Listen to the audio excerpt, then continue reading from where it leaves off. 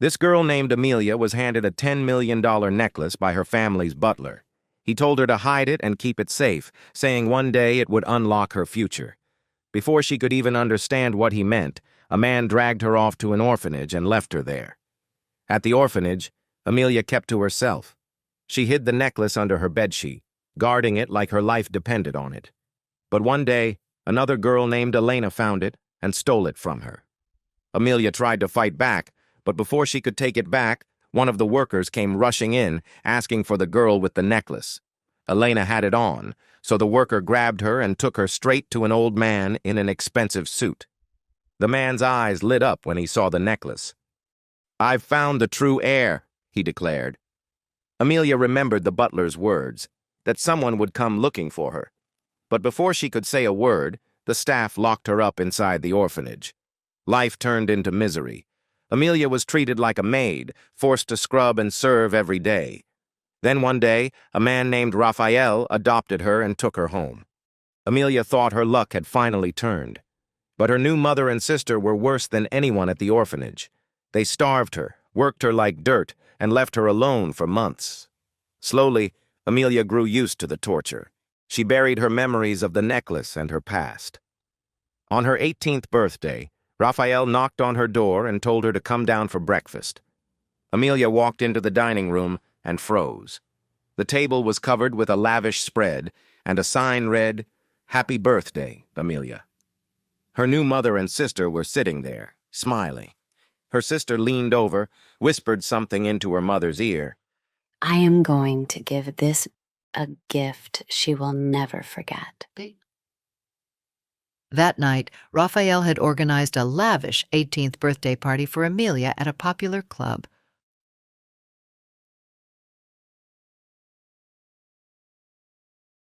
Dressed in a stunning gown, Amelia looked radiant. For the first time in what felt like an eternity, genuine happiness bubbled within her. She laughed with Raphael and a few of his friends who had come to celebrate.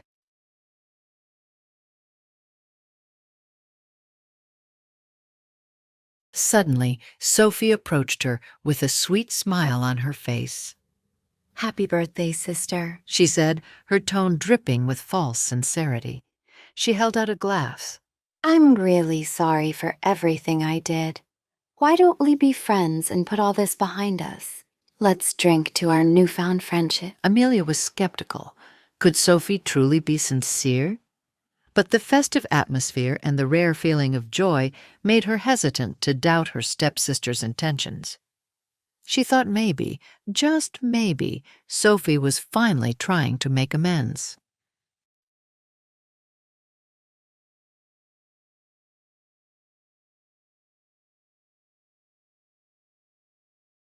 But Amelia had no idea this one mistake was about to change everything.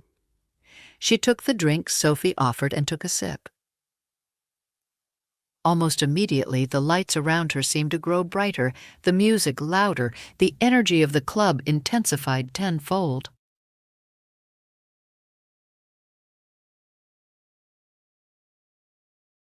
Amelia giggled, a strange lightness taking over her body.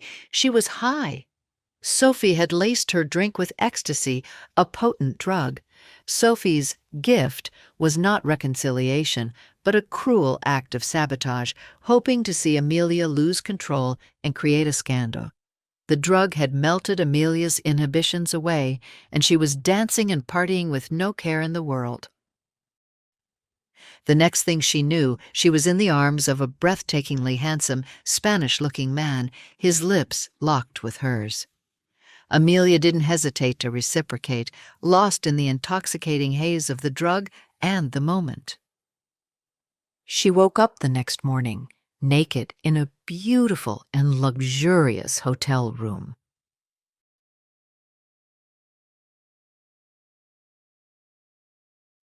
A lingering warmth still tingling through her body from the previous night's passionate encounter. A soft smile touched her lips as she stretched in the large bed. "I can't believe I lost my virginity to a stranger last night." She looked beside her. expecting to see the handsome stranger, but the space was empty. A slight frown creased her brow. Where did he go? She murmured, sitting up and pulling the silken sheets around her. She searched the room, her initial confusion turning into a flutter of disappointment. He was nowhere to be seen. Just then, the doorbell rang. A wide smile bloomed on Amelia's face. He came back, she thought, her heart skipping a beat. She hurried to the door and swung it open, but the sight that greeted her was far from what she expected. In a matter of seconds, the room was stormed with a team of armed bodyguards, followed by a man in a suit. Amelia froze. There was something about men dressed in black suits that took her back to her childhood. They were followed by a stern man in a suit. Sweep for weapons and recording devices. Check her belongings.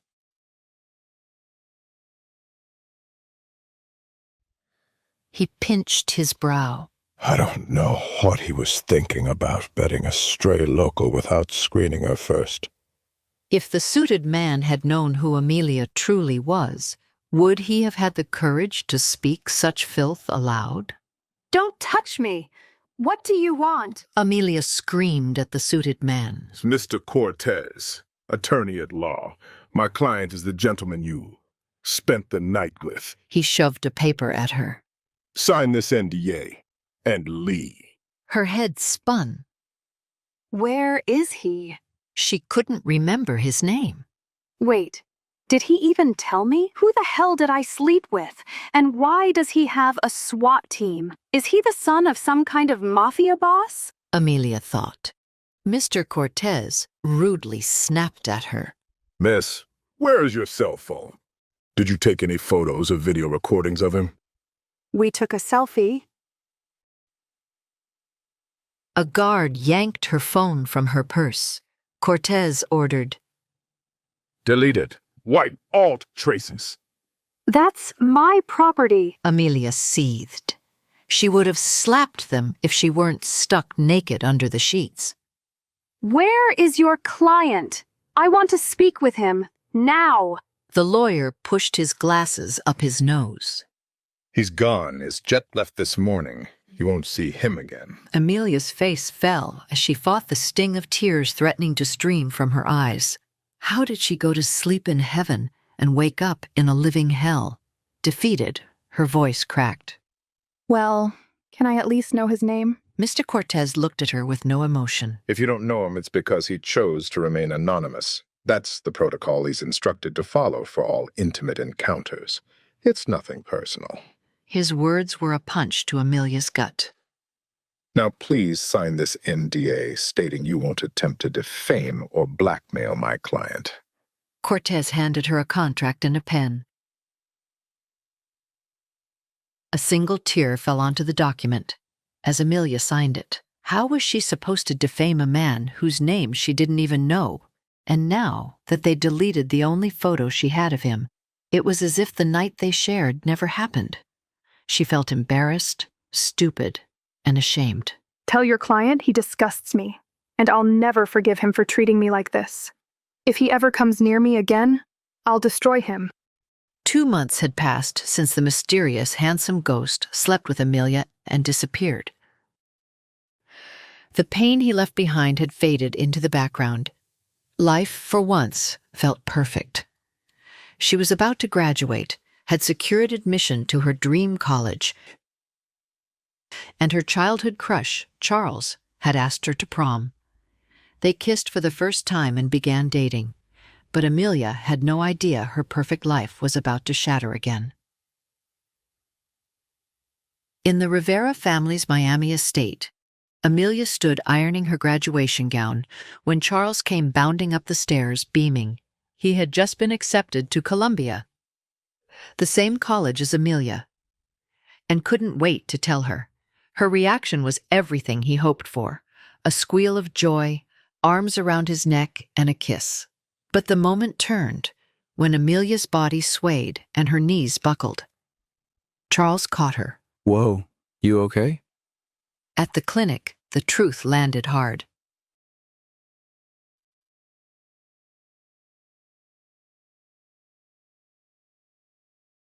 This has to be a mistake. Charles said. Stomach bug? Food poisoning? The doctor shook her head. The results are clear. She is pregnant. Charles looked at Amelia, desperate. But we haven't even... His voice trailed off at the guilt in her eyes. I'm sorry, Charles. It was before us. Just once. On my birthday. The doctor added gently. Sometimes, once is all it takes. Charles stared, heartbroken. Amelia, who's the father? Her breath caught. She didn't have an answer. She didn't even know his name. Amelia had no idea how she would face her father.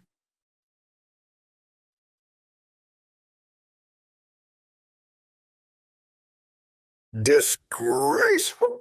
Rafael Rivera's voice roared as he flipped the coffee table. Amelia and Charles sat frozen before her furious father. How could you be so reckless? Charles, you animal! Dad, it wasn't Charles. Amelia cried. He's not the father.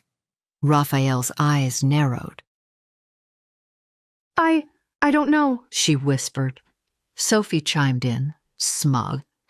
You didn't even know the guy? How could you do this to Charles? Amelia snapped. Stay out of it, Sophie. Amelia could feel it.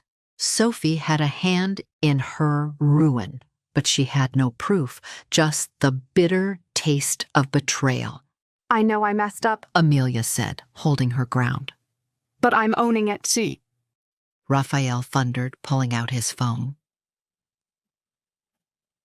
We're getting rid of this problem tomorrow. Amelia grabbed it. No.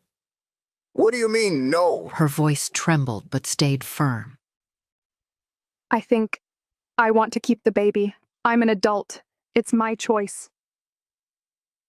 Raphael slapped her. For the first time in her life, and Sophie giggled. Amelia's cheeks stung, but the fire in her chest burned hotter. That slap? She wished the man who left her in this mess felt it too. I made a mistake, She said, steady. but it's not the Dark Ages. I can be a single mom and still live. Raphael pointed to the door. Not in this house. If you keep the child, you're on your own.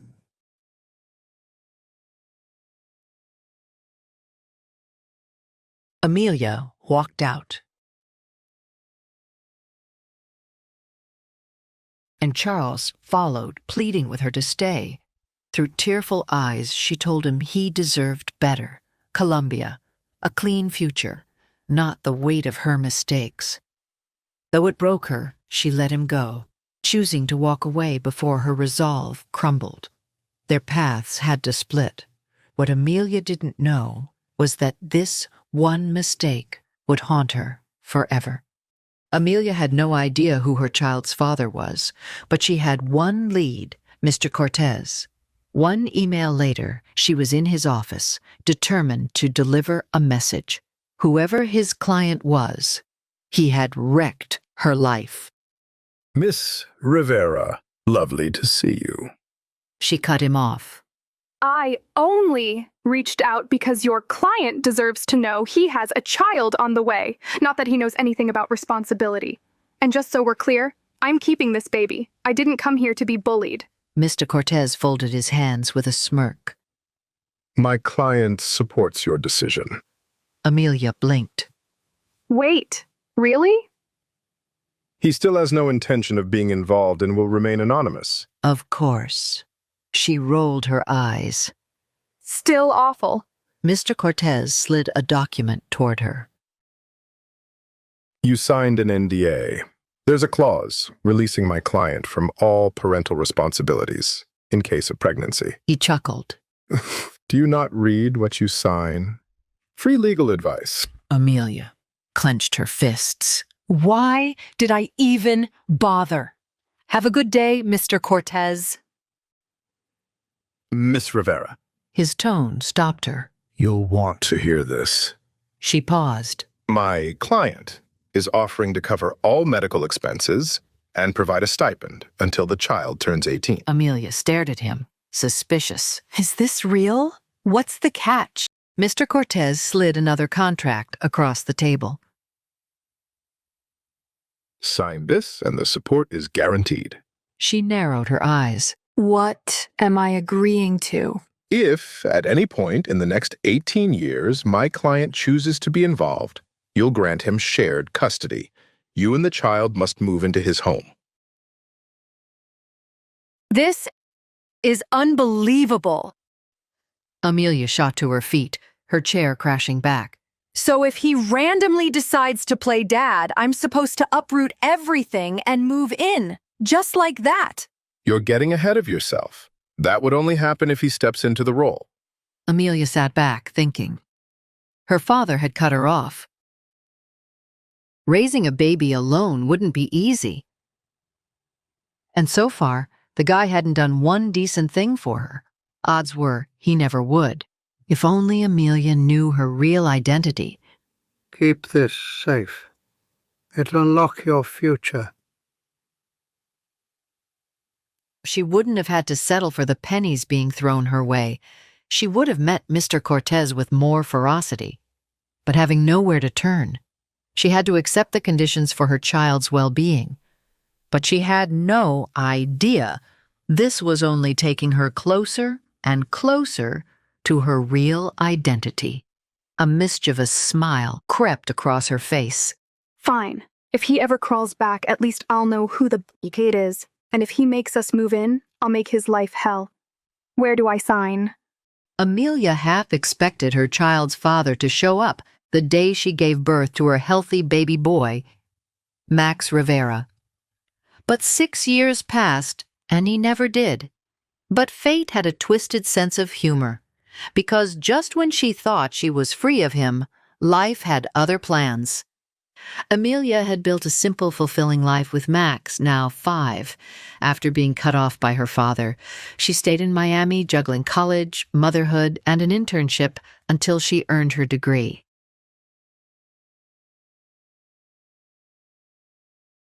One evening, she found Max glued to the TV, watching CNN.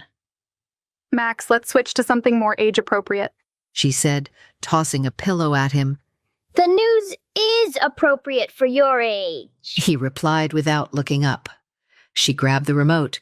Look, funny pet videos. Amelia laughed at a dancing parrot. Mom, this is for babies. She tickled him until he giggled. After a long day, I need tiny cats bullying big dogs. Max rolled his eyes but gave in. For 5 years, it had been just the two of them. Just then, a notification buzzed. Shoot, the food delivery's here. Max lit up. Ramen? Your favorite. She grabbed her hoodie. Stay here and don't open the door for anyone. Amelia had no idea that just a rundown to get takeout would change her entire life. She hopped into the elevator, but the moment the doors shut, it jolted and went dark. No, no, no, no, no. Frantic, she hit every button. Call box was dead. Her phone had no signal. Hello? I'm in the elevator. Can anyone hear me? 10 agonizing minutes passed. Then another 10. Panic rose in her chest. Max would be scared. Finally, the elevator hummed back to life, and she bolted to her apartment. Max, baby, I'm so sorry Mom is back. Silence. Her stomach dropped. Max? She checked his bedroom, the bathroom, the kitchen, even the closets. Nothing. Fearing her son had been abducted, Amelia bolted out of the building. When Amelia reached the street, her breath hitched. 4 black luxury cars were lined up in front of her building, their tinted windows too dark to see inside. Panic surged as she ran to the closest one and pounded on the door. Max! Max, baby! Are you in there? Before she could bang again, a hand landed on her shoulder. A familiar voice spoke behind her. It's okay, Miss Rivera. Max is with us. She spun around, heart pounding, and froze. Mr. Cortez? The last person she wanted to see. Her fear flared into fury. Where is my son? Mr. Cortez stayed calm, arms crossed. Your son is safe, I promise. Amelia barely heard him. Where is Max? He nodded toward the middle car. He's inside with his father. Everything stopped. I'm sorry, did you just say his father? Her blood roared. She rushed toward the limo, but a wall of bodyguards blocked her path. Miss, please step back. One said firmly. You need to calm down. Calm down? Amelia snapped. He can't just take my child. Her mind raced. She'd imagined Max's father showing up, mostly so she could slap him and end things once and for all, but not like this. The worst part? The man had her son in a car, and she still didn't know who the hell he was. Little did she know that his true identity would be beyond her wildest dreams, just as hers would be for him. A man with Spanish features sat in the back of a limousine, staring at Max Rivera, who glared back defiantly. Dressed in a sharp navy suit, he turned to his assistant, Victor. Victor, what's wrong with the kid? Victor hesitated. The guard. The man smirked. Good. Serves him right for not following my instructions. I told you to invite the boy and his mother, not abduct them. Max interrupted. Then let me go back to my mom. She'll be mad if I'm not in the apartment when she comes back. And trust me, you don't want to see her mad. Before Javier could answer, a staff member popped into the car. Sir, there's a situation. The VP needs an emergency video call. Javier grunted, frustrated. Very well. I'll take the town car back to the office and leave this one here. He turned to Max with a grin. Sorry, I have to run. But I look forward to spending more time with you. Goodbye. As Javier left in a town car, Amelia was ushered into the limo to be reunited with her son. Max, thank God you're okay. I'm so sorry, sweetie. The elevator got stuck again, and when I got back... She was relieved to see him unharmed. Max took her hand. Mom, it's okay. I'm all right. Victor, still perched in a corner of the limo, spoke up. Miss Rivera, on behalf of my boss and myself, we apologize for the misunderstanding. We didn't mean to cause any distress. Amelia shot him a glare. Is your boss crazy? Where is he? She was furious that the man had managed to slip away before she could confront him. Miss Rivera, unfortunately, my boss had to attend to an urgent matter, but he's invited you and Max to join him for dinner tonight. His driver can take you both to his estate now, if you'll allow it. Victor offered a nervous smile, unsure if she would agree to see Javier. With a sharp glint in her eyes, Amelia replied, I will absolutely join your boss for dinner. Tell him I can't wait. She needed answers, and she'd make it clear that no one was taking her son without a fight. Max leaned in and whispered in her ear. Mom, the man that was here before, he said he's my dad. Amelia's heart tightened. This was not the conversation she expected. It's a complicated story. The short answer is yes, he is. But I'll explain later, okay? The limo drove toward Javier's home, and when they crossed a bridge leading to a private island estate, Amelia's jaw dropped. Max's father lives here? She had guessed the man was wealthy, but she hadn't expected private island rich. A member of the staff led Amelia down a long corridor to a lavish suite. Please make yourself comfortable here, Miss Rivera, The attendant said politely. You can wait here until you're called for dinner. Amelia nodded absent-mindedly. At 8 o'clock, Mr. Grant arrived to fetch Amelia for dinner, while Max was asleep. The butler led Amelia to the formal dining room, softly lit with candlelight.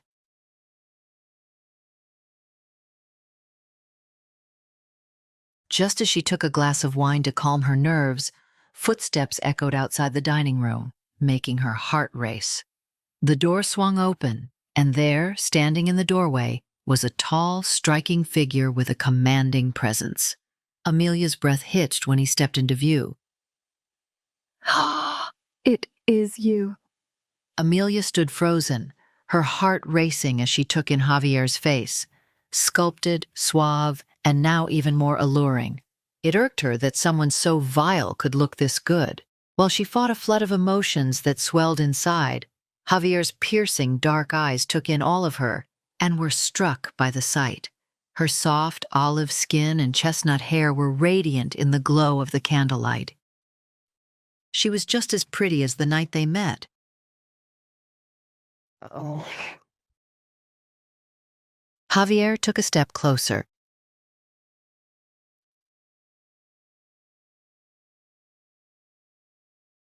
Hello, Amelia. His voice, smooth and familiar, hit her like a wave. She fought to suppress the flood of emotions. Tell me, how have you been? His question was maddening. 6 years of resentment, and now he was asking how she'd been. Without thinking, Amelia's hand shot up and struck him across the face. The sound of the slap echoed through the room. Javier's eyes darkened. Before she could react, bodyguards pinned her to the wall. Had Amelia been raised in her biological mother's home, she would have been shadowed by bodyguards at all times. Instead, here she was, forcibly pressed against the wall, helpless. Javier's head of security turned to him. Your Royal Highness, are you okay? Javier growled. I'm fine. She's fine. Leave us. The guards retreated, and Amelia, still furious, demanded. Who the hell are you? Why did that man refer to you as Your Highness? Javier licked a small cut on his lip and smirked. I am Javier Calderon, the Crown Prince of Spain. You expect me to believe you're a prince? Stop playing games with me. Amelia stepped toward Javier, but he raised a warning hand. Don't. The first slap was free. Hit me again, and I'll take it as flirting. No one had ever dared strike the prince. Always surrounded by sycophants, he found Amelia's defiance both shocking and fascinating. Get over yourself, she snapped. Tell me who you really are. Javier sat, feigning boredom.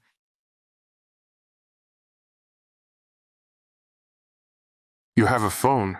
Google it. Skeptical, she searched for the current Prince of Spain. Dozens of articles confirmed it. Javier Calderon, Prince of Spain. Her head spun. Amelia steadied herself. Okay, Prince Calderon, what do you want? Why show up now? He straightened. Quite simply, I want my son. He should live with me. Amelia shot up, lioness instincts flaring. You have no right. You abandoned him, and now you want to waltz in and wreck his life again. Javier stepped closer. Voice grave. I believe you've forgotten the contract. Technically, both you and Max are contractually obligated to move in with me. But I'm reasonable. I won't force you. Max, however, will be moving in. Amelia shot up. You can't remove a child from the only home he's known. You had him for 5 years. It's my turn. Maybe that's karma for seducing a girl on her birthday and ditching her the next morning. Javier's jaw tensed. He said nothing. You don't get to call the shots just because you're a prince. Kids adapt. His life will be better here. That apartment of yours, it's a death trap. Remember the elevator? My men got in within minutes. She rolled her eyes. Abducting your own son isn't proof of anything. It proves it's not safe. Here he gets top doctors, real security, and a yard. Don't pretend that rundown building of yours is better. She couldn't argue with the resources. I know you can give Max more. He deserves that. But I won't send him to live with a stranger. He smirked. Stranger. We know each other intimately. She flushed. He grinned. But I agree, let's do that. Her guard went up. Do what? You said Max should only live here if you move in too. Fine. I want my son in a two-parent home. You're twisting my words. Didn't you say Max deserves the best? So what's the problem? He had her cornered. If Max stayed, so would she. But she had terms. Your estate's far from my internship. I'll need a chauffeur. Javier's eyes lit up. Setting terms? I like that. Done. She locked eyes with him. And stop stalking me. It's not stalking, it's intel. But fine, I'll stop if it bothers you. He tilted his head. The contract says you share my bed. I might enforce that clause. Amelia's eyes flared. I'd rather die. I'm not some harem girl you can handcuff to a headboard. He chuckled. Teasing. Who said anything about handcuffs? Dirty mind. That did it. She raised her hand to slap him. Relax. Then saw the smirk on his face. He said, The girl I knew could take a joke. She clenched her fists. That girl had to raise a child alone after being disowned by her family. Because of you. Try doing that for 6 years and see how funny life feels. She turned to leave. Amelia, wait. She paused. For Max's safety, no one can know I'm his father. I have enemies. If it gets out, he's a target. Not your family, not your friends, no one. Her chest tightened. As much as it hurt, she understood. You don't have to explain. I get it. Good night, Amelia. It was good to see you. She said nothing and walked out. Javier watched her go, a slow smile forming. The only woman who ever dared strike him now lived under his roof. He had a lot to make up for. He just hoped she'd let him. Javier was back to claim what was his. But Amelia had no intention of making it easy for him. A week passed since Amelia and Max moved into Javier's estate, but it still felt surreal. Days ago, she had to choose between groceries at the supermarket, putting back her own shampoo to afford Max's. Now she was in a villa with a staff catering to her needs. Amelia, of course, had no idea that this was the life she was supposed to lead, but was snatched from her at a young age. She had forgotten all about the necklace and her dreaded life at that orphanage.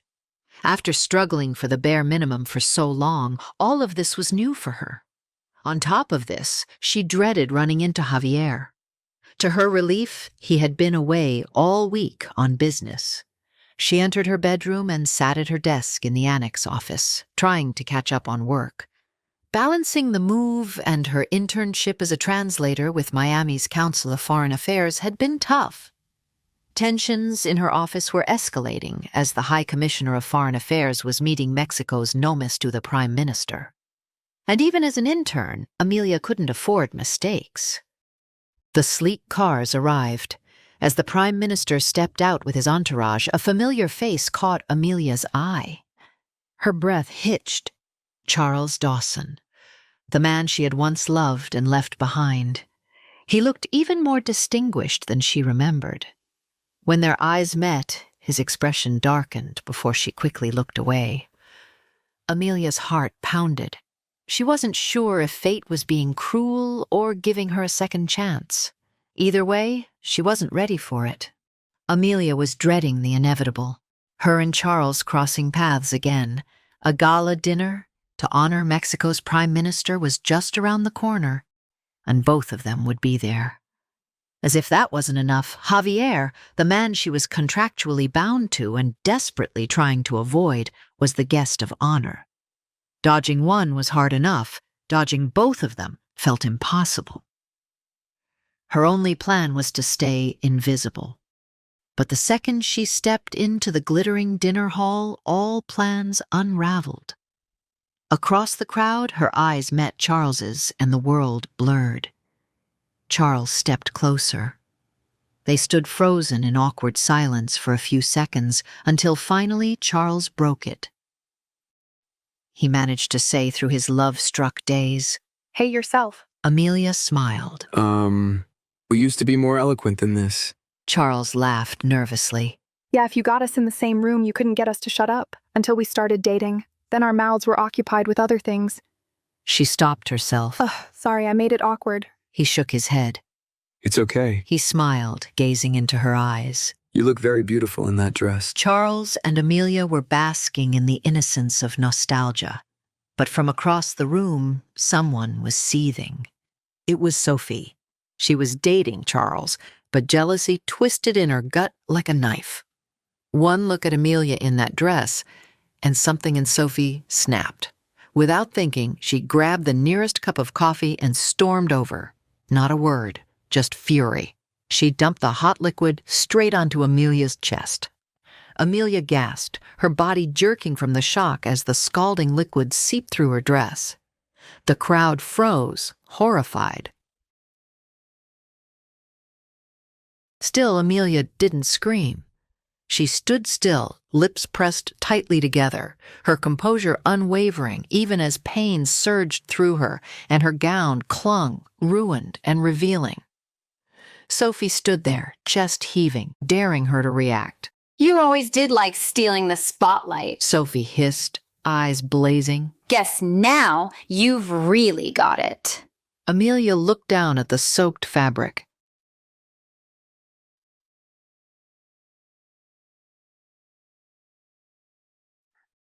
Then back up with cool defiance. "If you wanted attention, Sophie," she said, voice steady despite the burn. "you could have just asked for a hug." A ripple of gasps moved through the crowd. That's when the commotion began. Shouts, footsteps, the rustle of uniforms. Prince Javier was cutting across the floor with his staff close behind. Sophie straightened instantly, tossing her hair back, trying to arrange her face into something sweet. But Javier didn't even glance her way. He strode past her like she was invisible and stopped in front of Amelia. Good eve, he said, voice calm but with an unmistakable authority. The room held its breath.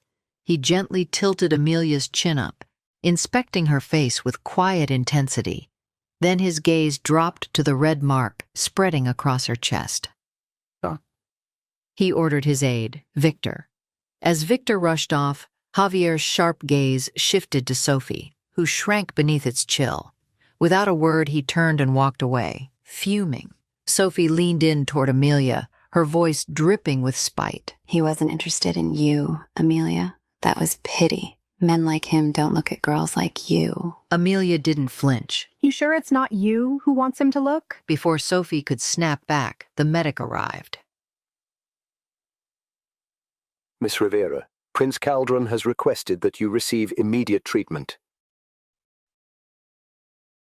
Amelia walked away with her head held high, burned but not broken, leaving Sophie to stew in the silence of her own envy. Observing Javier's attentiveness, Amelia began to wonder if he was developing feelings for her. Could he be falling for her? Could this strange arrangement somehow evolve into a real family? Amelia found herself slowly slipping into a dangerous dream, the idea of a future with Javier. Living under the same roof with the prince and her son Max had started to feel natural. There were moments, fleeting yet undeniable, where Javier's gaze lingered a little longer. His voice softened around her. It seemed absurd, too good to be true, but for the first time, it didn't feel entirely impossible. Just as hope began to flicker inside her, reality came crashing back.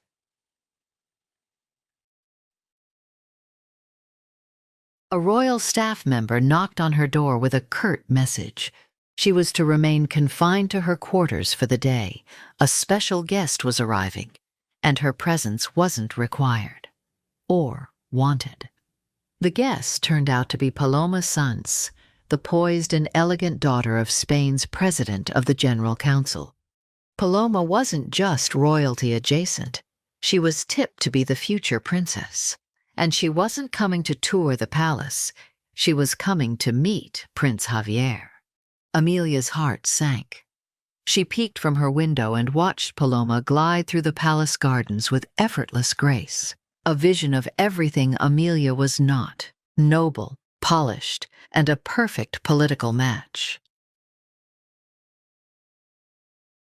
She whispered to herself. Of course, she's everything he's supposed to want. Her fingers curled around the window ledge. This is the world he comes from, and I'm just a glitch in it. It stung, not because she wanted a crown, but because in that moment she realized just how vast the distance was between her world and Javier's.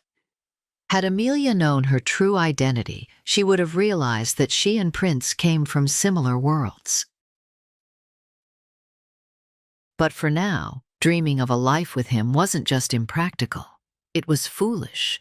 She was an intern with a complicated past, and he was a prince bound by duty. The fairy tale she had dared to entertain was already slipping through her fingers before it even began. Amelia tried to keep herself busy, but the image of Paloma walking beside Javier, so effortlessly, so confidently, kept replaying in her mind. It didn't help that the entire palace buzzed with excitement about the potential royal match. Staff whispered, speculated. By the time Paloma's sleek car rolled out of the palace gates, Amelia's heart felt heavy with defeat. She had to stop this, stop hoping, stop imagining a world where she and Javier were anything more than co-parents connected by a secret. That evening, as she sat staring blankly at the television in her quarters, her grandmother suddenly called.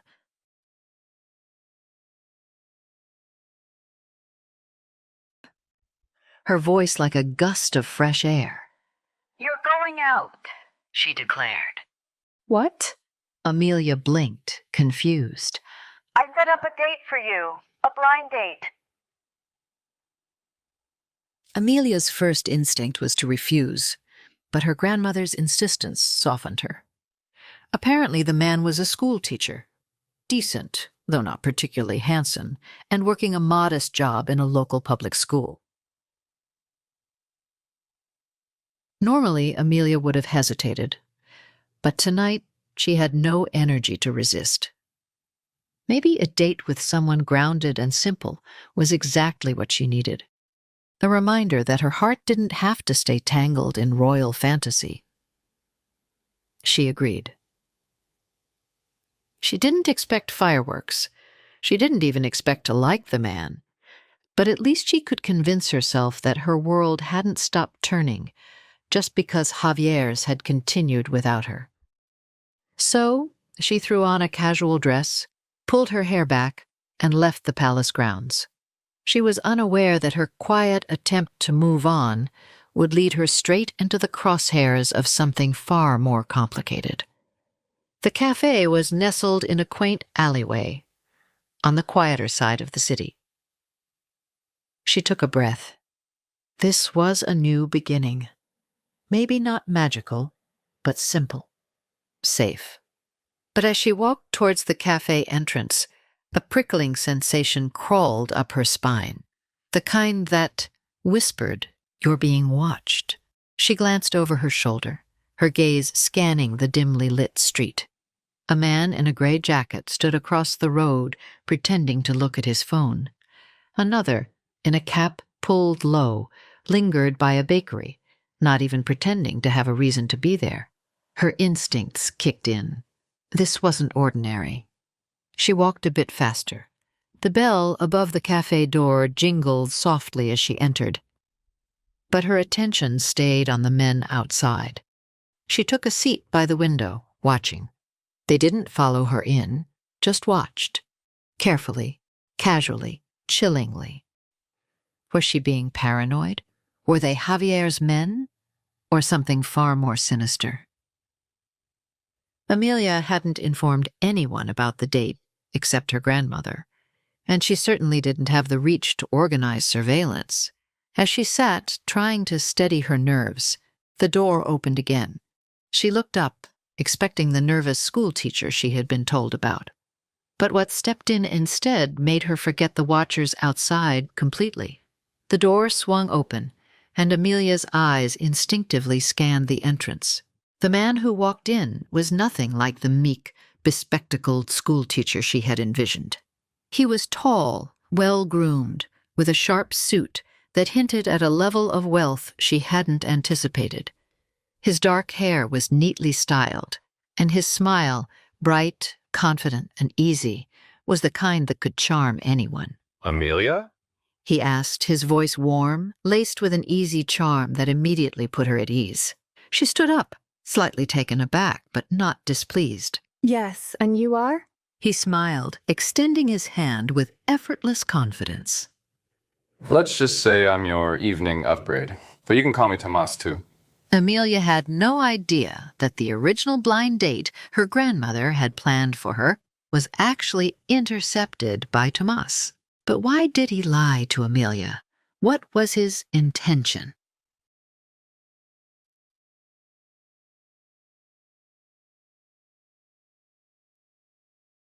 As they delved into the conversation, Amelia was surprised by how comfortable she felt. For the first time in a while, Amelia found herself relaxed. The weight of the palace, of Javier, and the looming uncertainty of her life seemed to fade away. Tomas was a breath of fresh air, normal, uncomplicated, and, for once, she allowed herself to imagine the possibility of something simple, of a future where she could actually find happiness. Maybe there was hope after all. Or was Amelia going too fast again? The date with Tomas ended on a high note. Amelia walked out of the restaurant with a smile, the evening having unfolded in a way she never expected. She was genuinely enjoying herself for the first time in a long while. Tomas's humor and charm had made her forget about the complexities of her life. Javier, the palace, the uncertainty. For a few hours, she felt like a normal woman on a normal date. However, the reality was far darker than she could have ever imagined, because Tomas hadn't come to meet the sweet, girl-next-door version of Amelia. He came to meet someone from the highest echelons of power. Though Amelia herself was unaware of who she truly was. Later that night, after dropping her off, Tomas made his way to meet his brother, Pablo Flores, Spain's first deputy prime minister of finance. The men who were keeping watch on Amelia were already there. The meeting was set in an office where Pablo and Tomas discussed something far more sinister than Amelia could have imagined. Tomas entered the office, and Pablo gestured for him to sit. How did it go? Pablo asked, his tone calculating. Tomas nodded, a flicker of satisfaction in his eyes. She's more receptive than we thought. I think we can move forward with the plan. Pablo's eyes gleamed with cold precision. Good. We can't waste time. Our goal is simple. Amelia needs to fall for you quickly, but you mustn't get attached. Remember, this is about the bigger picture. Tomas hesitated, but nodded. He knew exactly what his brother meant. Their job was to charm Amelia, make her believe in a future with him and gain her trust. But there was a deeper, darker purpose at play, one Amelia could not have anticipated. Pablo leaned forward, the air in the room growing tense. She's the daughter of Gabriela del Rio, an oil heiress with royal blood. Amelia doesn't know it yet, but she's a princess. We need to move quickly before anyone else catches wind of this. Amelia, unaware of the web being spun around her, continued to go about her life. She had no idea she was once again at the center of someone's scheme. Will Amelia ever learn the truth about who she really is? Will Amelia's real mother finally find her long-lost daughter? Will Javier be able to protect Amelia from Pablo's web of lies? Or will she become a pawn in Pablo's game? Please subscribe to the Pocket FM YouTube channel and press the bell icon for instant notification. Check out our channel for more such exciting shows.